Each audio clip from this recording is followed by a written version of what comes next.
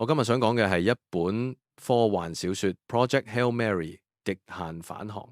呢本小說已經改編成電影，就定咗響3月18號2026年上映。我唔係想同大家分享呢本小說嘅故事內容，而係想同大家拆解呢本書入面邊啲科學係真係合理，邊啲而家做唔到但係將來可能，邊啲違反物理定律。我會用列出重點嘅方法去講，盡量唔劇透，但係循例都要介紹下個古仔。極限返航係美國作家 Andy Weir 喺2021年出版嘅硬科幻小說。如果你有睇過或者聽過佢之前嗰本《The Martian》火星任務，你就大概知道佢嘅風格，用真實科學做骨幹，加少少大膽但有邏輯嘅設定，然後俾一個聰明冷靜又有少少幽默嘅主角，用理性同實驗一步步解決生死危機。極限返航可以話係同一個精神嘅升級版，不過今次個故事背景已經唔再係火星，而係成個星際宇宙。故事講地球面臨滅絕危機，一位科學家 Ryland Grace 被送去天艙5 Tau Ceti 星執行單程任務。途中佢唔單止要面對宇宙、物理、外星、微生物，仲會遇到一位極度唔同但非常聰明嘅外星工程師 Rocky。簡單嚟講，如果 The Martian 係一個人對抗火星，咁極限返航就係人類加外星人一齊對抗宇宙級危機。首先講最基本，宇宙距離同光速限制完全真實。書入面主角去嘅 Tau Ceti，距離地球大概12光年。12光年係咩概念？即係光，你諗下，光已經係宇宙速度極限，都要12年先至到。所以呢本書最貼地個位係佢冇講乜嘢超光速 FTL，冇曲速引擎 Warp Drive，冇蟲洞 Wormhole。作者係好堅持光速係上限。日常比喻，你而家搭飛機去日本6個鐘搞掂，但係去 Tau Ceti，就算你坐住光速嘅飛船，都要坐12年。所以佢用咗相對論去處理時間，呢個位係真，物理唔係吹水。重點一，時間膨脹係真嘅。當一個物體接近光速移動，佢經歷嘅時間會變慢。即係話你喺飛船上覺得只係過咗幾年，但係地球其實已經過咗10幾年，甚至更多。最經典嘅例子就係物理學入面嘅雙生之悖論 （Twin Paradox）。想像有一對孖生兄弟，哥哥留喺地球，細佬就坐住一架接近光速嘅飛船，去到好遠再翻嚟。當細佬翻到地球，佢自己只係老咗幾年，但係哥哥已經老咗10幾年，甚至變成一個老人家。兩個人原本同一日出世，但係因為一個高速旅行，一個留喺地球，結果經歷嘅時間唔同咗。呢個就係時間膨脹，係愛因斯坦嘅狹義相對論入面嘅基本結果，唔係科幻。重點2，推進系統光子火箭個概念係真，但燃料係關鍵。假設書入面最浮誇嘅設定係 Astrophage 吞光菌，佢可以吸收能量，然後用嚟推動太空船，仲做到長時間1.5G 加速。先講推進呢個概念，太空船向後射出能量，太空船就會向前推進。牛頓第3定律，就算射出嘅係光 photon，都一樣有動量，都可以推你走。所以用光做火箭唔係科幻，係物理上成立。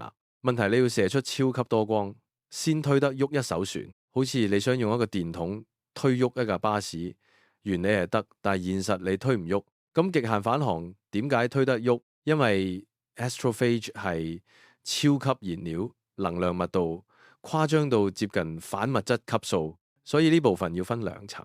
用光做推進合理，有冇可能有生物做到咁誇張能量儲存？呢度就係假設位。重點3， Astrophage 最大問題係熱力學講唔通。你記住一句就得，現實世界冇免費午餐。你想由熱攞到可用能量，一定要有肺熱走去某個冷嘅地方。呢個就係熱力學第2定律。但係書入面 Astrophage 好似做到吸收大量能量儲埋，幾乎冇肺熱，效率近乎100%。你可以當係你用微波爐叮飯，叮完之後微波爐唔熱，房唔熱，電線唔熱，所有能量完美，變咗飯更香。現實係唔可能總有損耗。作者其實都知道呢個問題，所以佢喺故事入面俾咗一個解釋。Astrophage 會將多餘嘅能量轉化成中微子 neutrino 帶走，而中微子幾乎唔同任何物質互動，可以輕易穿過整個地球，都唔會被阻擋。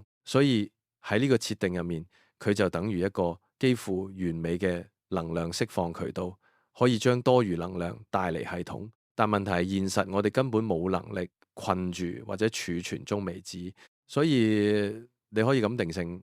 Astrophage 係本書唯一最大違反現代物理嘅設定。作者自己都差唔多承認，佢只開咗呢一個假設，其他就跟規則玩。重點四，外星人 Rocky 生物化學係好勉強。Rocky 係書入面最討人中意嘅角色，但係你問科學上可唔可以？我會話佢係好有創意嘅推測，但係以而家生物學嚟睇，好難。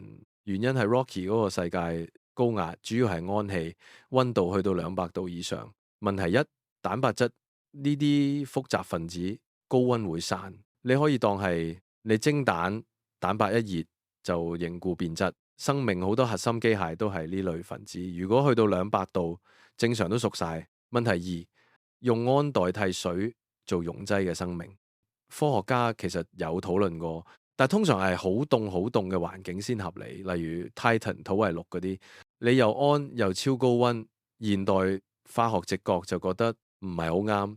不過書入面 Rocky 有啲設定係一個好有創意嘅外星生命，假設佢盲，因為佢世界暗，用聲音睇嘢，呢個你就可以對照地球、蝙蝠、海豚都係咁做。所以 Rocky 嘅感官系統係合理，但係佢嘅化學底層就係一個大膽嘅假設。重點五，語言溝通方法好合理，但係速度就快啲。我好中意作者冇俾 Rocky 突然識講英文，佢哋由零開始，靠數學、物理共同經驗去砌字典，再用工具幫手翻譯。呢個 approach 係合理嘅，因為數學係宇宙通用語言。例如你去日本啲鋪頭仔度買嘢，你唔識日文，老闆唔識中文，你都會用手勢加數字加指住件貨加埋俾錢，慢慢都溝通到。所以方法正確，但係佢哋好快就去到可以講好複雜嘅概念，講笑講情緒，呢個就偏戲劇效果。現實你要同一個完全唔同腦結構、唔同感官嘅生命建立流利語言，可能要好耐，甚至未必做到咁完整。不過作為小說，佢要你睇得明，所以呢個快我覺得係可接受嘅。浪漫化。重點六，工程同材料大方向合理，但好難喺短時間做到。人類喺書入面幾年內搞掂大規模樣 Astrophage 起星際飛船、生命維持系統、冬眠艙，呢個現實上好難。舉個例，你而家想起一條新地鐵線，10年都未必搞得掂，更何況你要整一架可以飛12光年嘅船。所以你可以咁理解，工程原理冇錯，但時間表超樂觀。然後 Rocky 帶嚟一種材料 Selenite，書入面嗰種超強材料，呢個就典型科幻橋段。我哋冇，但係外星人有超材料。材料本身唔一定違反物理，只係我哋而家未見過。例如現實世界已經有石墨烯呢啲超強材料概念，只係未去到乜都頂得順咁誇張。重點七，最大隱形問題，高速撞塵。呢點書冇太詳細講，但係真係星際旅行最恐怖之一。你用90%嘅光速飛行，就算撞到一粒沙咁細嘅塵，都可能等於炸彈級衝擊。比如你揸車時速100公里，撞到一隻蚊，車頭都唔會爛。但係如果你揸車時速100公里，撞到一粒石仔，都會啪一聲，速度越高，危險係平方甚至更誇張咁升，去到接近光速。宇宙任何微小嘢都變成子彈。現實要解決，可能要一層極厚嘅防護層、磁場或者其他非常先進防護。書入邊冇講太多，你可以當係作者選擇唔喺呢度折磨讀者。所以呢點算係現實上嘅大難題，但係小說略過。最後我哋點樣理解極限返航啲科學？我會咁講：一，最貼近現實，最有科學根據。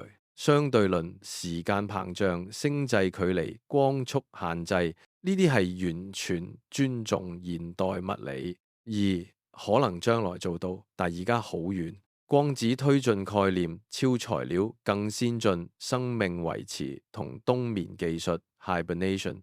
如果人類科技爆炸式進步，有機會接近。三、純粹戲劇化設定，為咗推動故事而設。Astrophage 嘅能量儲存方式近乎完美嘅轉換效率，同埋將多餘能量轉化為中微子帶走，呢一整套機制就係傳輸入面最大一個超越現代物理嘅核心假設。四、Rocky 生物學感官溝通方式好合理，但佢嗰個化學世界係大膽幻想。最後，如果你問我《極限返航》呢本書科學真唔真？90位都係真科學思維，但佢用咗一個好誇張嘅科幻燃料推動成個古仔，而正正係咁先好睇，因為佢唔係亂嚟，作者只係喺呢一點上做咗一個關鍵假設，其餘全部都用真科學推到極致。如果大家對呢本書有興趣嘅，就買翻本嚟睇啦，或者去戲院度捧場。好啦，今集就講到呢度，拜拜。